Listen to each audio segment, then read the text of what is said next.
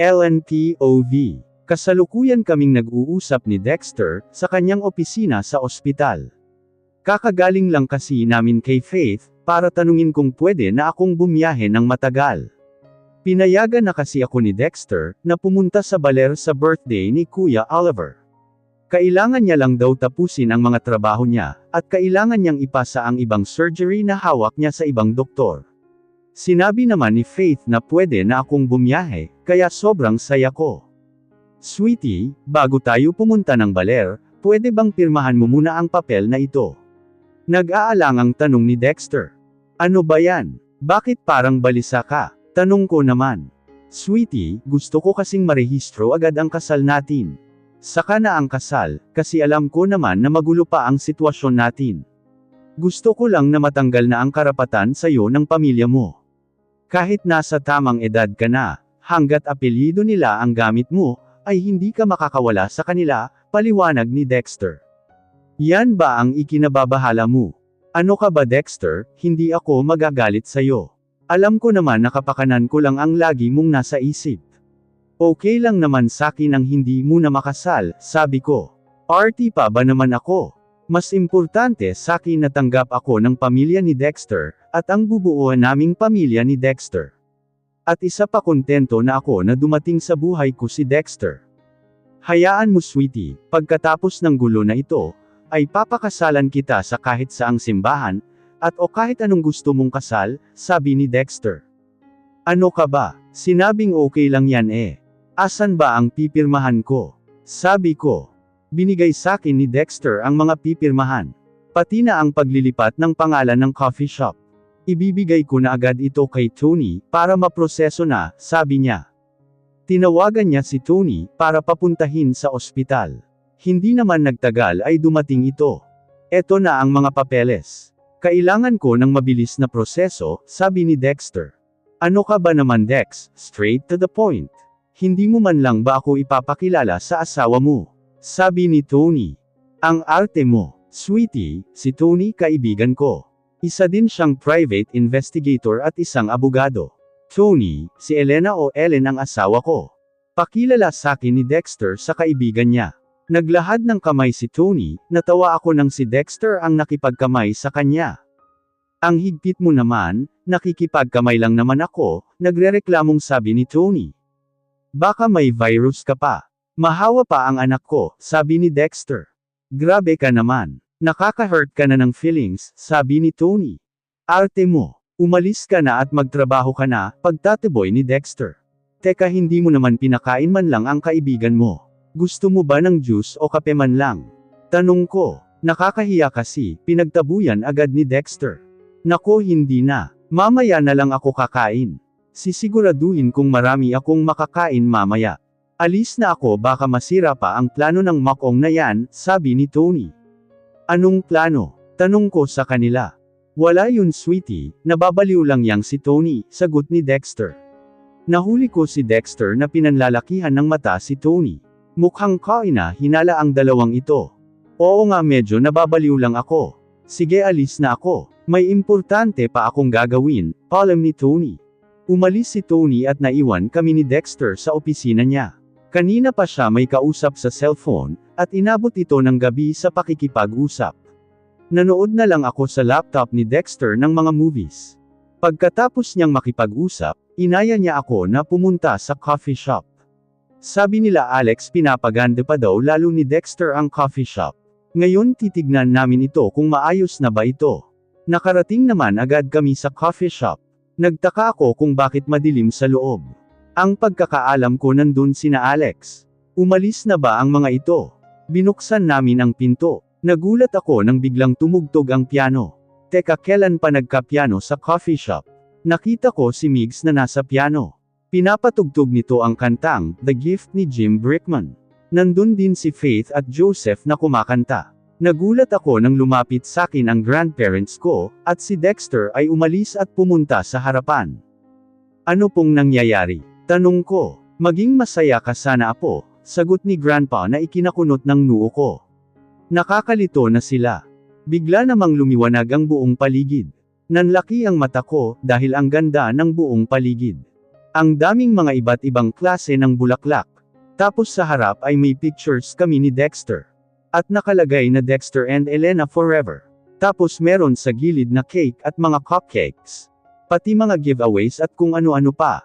Nagkalat din sa buong paligid ang mga pictures namin ni Dexter, solo at magkasama. Lalo na nung nandun kami sa ospital, kaya pala puro siya selfie. Pati sina Alex at Jordan panay kuha ng pictures. Naglakad kami papunta sa harapan, at naghihintay doon si Dexter. Kaya pala niya ako pinagbihis ng simpleng puting dress, dahil pala ay ikakasal na ako. Nang makarating kami sa harapan, ay ibinigay ni Grandpa ang kamay ko kay Dexter.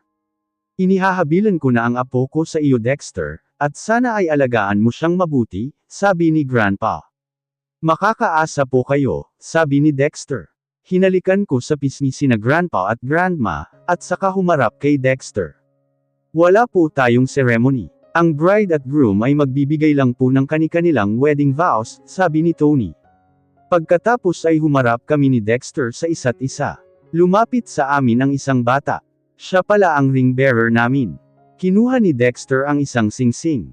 Elena, una pa lang kitang makita ay nabighani na ako sayo. Nang mawala ka ng umaga na yun ay hinanap kita. Kaso hindi kita makita. Hanggang sa magtagpo na naman ang landas natin, at sa parehong sitwasyon pa din. Sinigurado kong hindi ka na makakawala pa sa akin. Pasensya ka na kasi nagmamadali akong ikasal tayo, dahil may reason ako at pasensya na kung simple lang ang kasal natin. Hayaan mo. Pagkatapos ng mga kailangang ayusin, ay papakasalan kita sa lahat ng simbahan. O kung ayaw mo kahit garden wedding at beach wedding, sabi ni Dexter. Pagkatapos ay sinuot niya sakin ang singsing. Tanggapin mo ang singsing na ito, tanda ng pagmamahal ko sa iyo. Ipinapangako ko sa iyo na aalagaan at pakamamahalin kita, higit pa sa aking buhay, sabi pa ulit ni Dexter. Dexter, sa totoo lang ay natakot ako. Natakot akong magtiwala at magmahal. Alam mo na kung bakit di ba? Pero sa araw-araw na tayo ay magkasama, ay ipinanatag mo ang loob ko. Ipinaramdam mo sakin na mahalaga ako.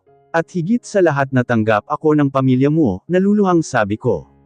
Tumingin ako sa pamilya ni Dexter at nginitian naman nila ako.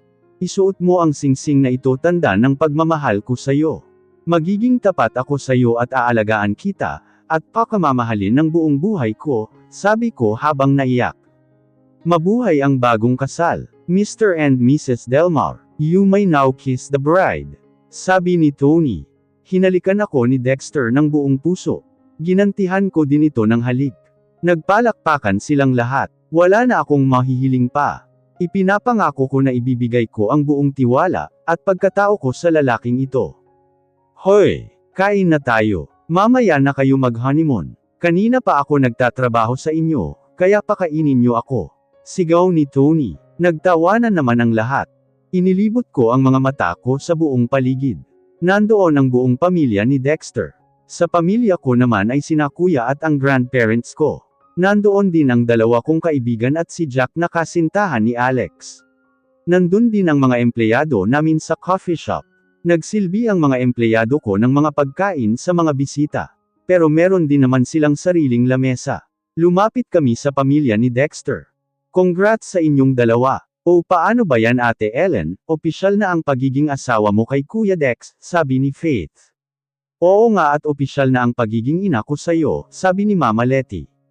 Salamat po sa inyo, sa pagtanggap niyo po sakin, sabi ko. Naku iha, mahal ka ng anak namin, kaya mahal ka na din namin, sabi ni Papa Emilio.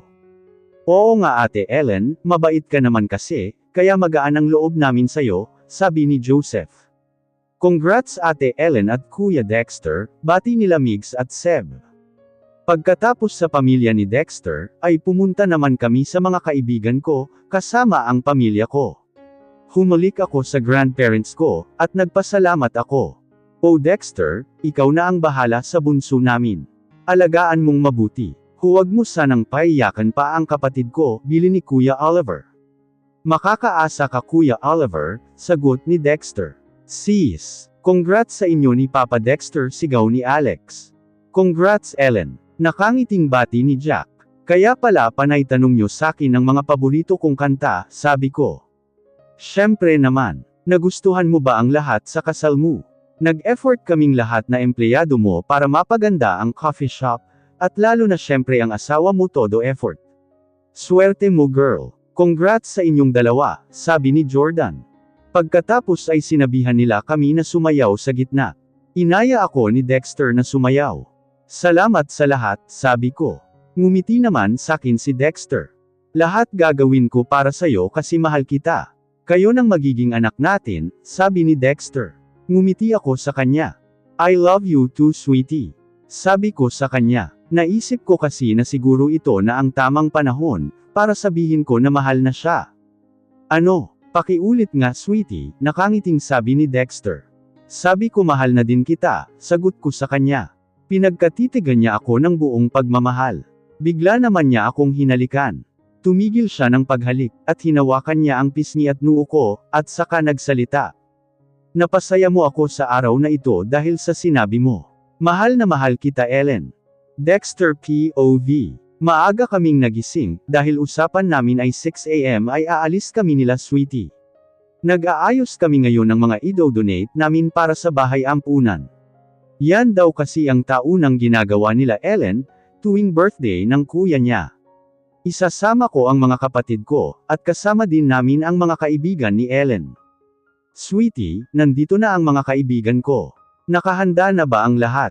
Excited na akong makabalik sa bahay ampunan, masayang sabi ng aking asawa. Ngiting-ngiti ako kapag tinatawag niya akong sweetie.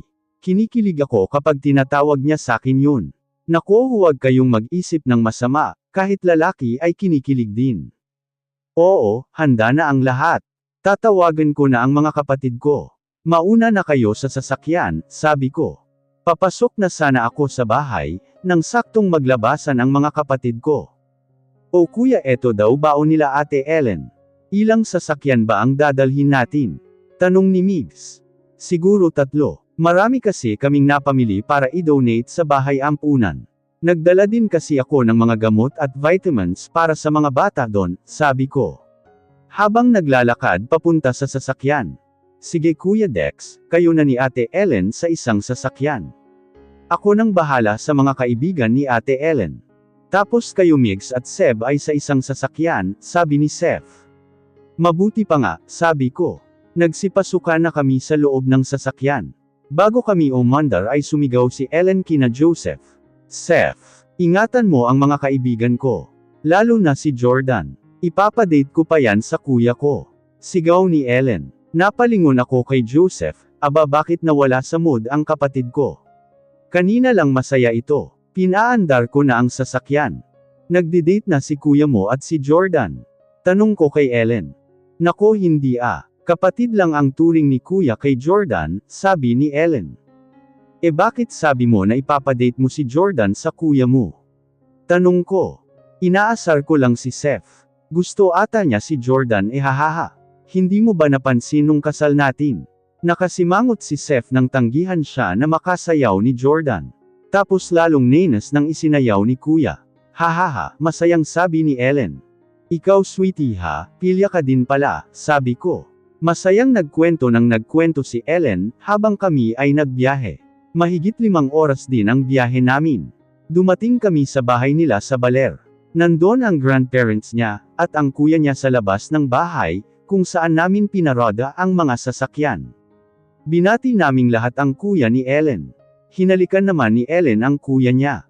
Happy birthday kuya, matanda ka na, kaya mag-asawa ka na din hahaha, pagbibiro ni Ellen. Di niya pa ako napapansin bunso Isa pa ang layo ko sa kanya. Ang hirap magbiyahe mula Baler hanggang Maynila. Hahaha, sabi ni Oliver kay Ellen. Pinapansin naman kita hahaha. Happy birthday crush, natatawang sabi ni Jordan. Salamat sexy, sagot naman ni Oliver. Napaliwanag na sakin ni Ellen na yan ang tawagan nila Oliver at Jordan. Nagulat kami nang may malakas na ingay kaming narinig. Ibinalibag pala ni Joseph ang pinto ng sasakyan niya. Natawa naman ako. Mukhang totoo nga na may gusto ang kapatid ko sa kaibigan ni Ellen. Kaso mukhang mapapahirapan siya ni Jordan. Bro, dahan-dahan lang. Kung gusto mong sirain ang sasakyan mo, bigay mo na lang sakin, nakangiting sabi ko. Nahahawa na tuloy akong asarin si Joseph. Nakakatuwa kasi mukhang bubble-iin niya ang sinasabi niya na hindi siya manliligaw, at hahabol sa babae. Naku mga iho at iha, tara na sa loob at magsikain na kayo. Malamang ay gutom na kayo, sabi ni Grandma. Pumasok kami at nagsiepuan sa hapagkainan. Sis, nasan ang pamilya mo? Hindi ba sila sasabay? Tanong ni Alex. Ay hindi ko pala nasabi sa inyo. Pinalayas sila ng grandparents namin. Kaya wala sila dito, sabi ni Ellen. Kaya pala malakas ang loob mo na umuwi, sabi ni Nung Jack. Ngiti lang ang sinagot ni Ellen. Pinaghainan kami ng mga kasambahay ng mga pagkain. Nilagyan ko ng adobong pusit si Ellen. Ipinagbalat ko din ng hipon. Seafoods kasi ang mga kinikrave ni Ellen. Malapit na ang eleksyon, anong balak mong takbuhan Kuya Oliver? Tanong ni Seb. Naging close na din ang mga kapatid ko sa kuya ni Ellen. Alam mo ba Ellen, tatakbong mayor ang kuya mo? Sabi ni Grandma. Po, kuya, sigaw ni Ellen. Huminahon ka nga sweetie. Baka mapaano kayo ng baby natin, awat ko kay Ellen. Kuya, hindi ba pwedeng huwag na lang?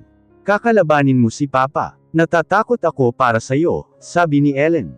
May rason naman ang asawa ko na mag-alala sa kuya niya. Sa nabasa kong files na binigay ni Tony, ay madumi maglaro ang ama nila. Si Grandpa ang may gusto. Isa pa sobra na ang ginagawa ni Papa sa bayan natin. Kailangang ay magwakas ng termino niya, sabi ni Oliver. Tama, tutal mahal ng mga kabarangay natin ang kuya mo, sabi ni Grandpa. Pero Grandpa, sigaw ni Ellen, sa tingin ko okay lang naman tumakbo si Kuya Oliver. Basta mag-ingat lang palagi, sabi ni Migs. Tama, pwede naman kami tumulong, sabi naman ni Joseph. Siya nga naman sweetie, kahit sa pagiging barangay captain ng kuya mo delikado din. Hayaan mo kapag buo na ang desisyon niya, ay tutulong tayo para sa kampanya niya. Magsasabi ako kay Tony na magtalaga ng mga magagaling na bodyguards para sa kuya mo, sabi ko. Tahimik lang si sweetie na kumain. Alam ko na nag-aalala ito sa kaligtasan ng kuya niya. Tara na, sabi ng mga kabarangay ko ay handa na ang lahat sa bahay ampunan. Ihatid na natin lahat ng mga donasyon, sabi ni Oliver. Nagpunta kami sa bahay ampunan malapit sa kanila. Naiwan ang grandparents nila Ellen. Sinimulan ng inihain ang mga pagkain, at pinakain ang mga bata. May kanya-kanya kaming pwesto para maging organize ang pamimigay ng mga donasyon. Kami ni Sweetie ay nagbibigay ng check-up, at vitamins sa mga bata. Sina Jack, Alex, Migs at Seb, ay mga nagbibigay ng pagkain sa mga ito. Sina Jordan at Joseph naman ang namimigay ng mga donasyong mga damit at gamit sa pag-aaral. At si Oliver ay nagbibigay ng mga donasyon sa mga taong nagtatrabaho sa bahay ampunan. Maaga kaming natapos sa pakay namin sa bahay ampunan. Masayang makita ang mga bata na may ngiti sa kanilang mga labi. Umuwi kami sa bahay ng grandparents nila Ellen. Napagdesisyonan namin na doon muna matulog. Umuwi sina Alex at Jordan sa kani-kanilang pamilya kasama si Jack. Nagsitulog naman agad ang mga kapatid ko, sa kwarto na itinuro ni Oliver. Naiwan kami sa sala ni Ellen, at kasama ang grandparents niya. Grandma, may nakilala ako na kakilala ni Tita Eleanor.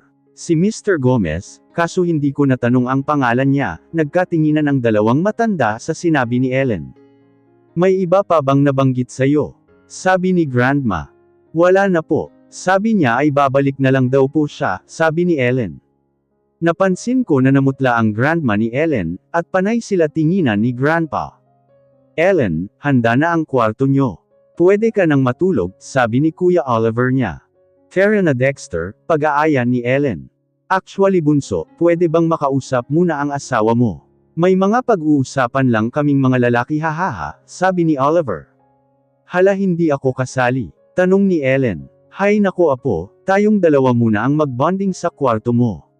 Bayan muna natin sila, pag-aaya ni Grandma kay Ellen papunta sa kwarto niya. Nang makaalis si Grandma at Ellen, ay saka nagsalita si Grandpa. Dexter, makinig kang mabuti. Ito ang last will and testament namin ni Grandma. Gusto kong ipagkatiwala sa iyo at sa kaibigan mong abogado. Pag nawala kami ay ang kaibigan mo ng abogado ang baalang magbasa niyan. Pagkaingatan mo. Naka-record tayo ngayon para patunay na ibinigay ko sa'yo yung mga papeles, paliwanag ni Grandpa. Pero bakit po sa akin niyo pinagkakatiwala ito? Dapat po kay Oliver, sabi ko. Nako, delikado sa akin yan. Baka mapapahamak kami. Mas maigi na may tago sa malayo, sabi ni Oliver. Malalaman mo din sa tamang panahon. Nandyan din ang lihim namin ni Grandma mo. Sana ay alagaan mong mabuti ang bunso namin, sabi ni Grandpa. Grandpa naman, sabi mo ipagkakatiwala mo lang ang last will mo kay Dexter, bakit parang nagpapalam ka na? Nagtatampong, sabi ni Oliver. Naninigurado lang ako na maaalaga ang mabuti si Ellen. O siya na, sabi ko na ang bagay na gusto ko. Mag-inuman na lang kayo ni Dexter, sabi pa ni Grandpa. Tapos umakyat sa kwarto nila. Okay lang ba si Grandpa? May mga nararamdaman ba silang sakit? Tanong ko. Wala naman. Kakagaling lang namin sa ospital para sa full check-up nila, at maayos ang mga resulta, sagot ni Oliver. Bakit ganun? Ang weird ni Grandpa, sabi ko. Hayaan mo na si Grandpa, baka dahil sa katandaan nagiging emosyonal. Inom na lang tayo ng tag-2 bote, sabi ni Oliver. Pinagbigyan ko na lang si Oliver at nag-inom kami. Pero hindi ko maisip na bakit sakin pinagkatiwala ang last will and testament nila. Ewan ko. Bukas na bukas din ay ibibigay ko ito kay Tony pagka-uwi namin.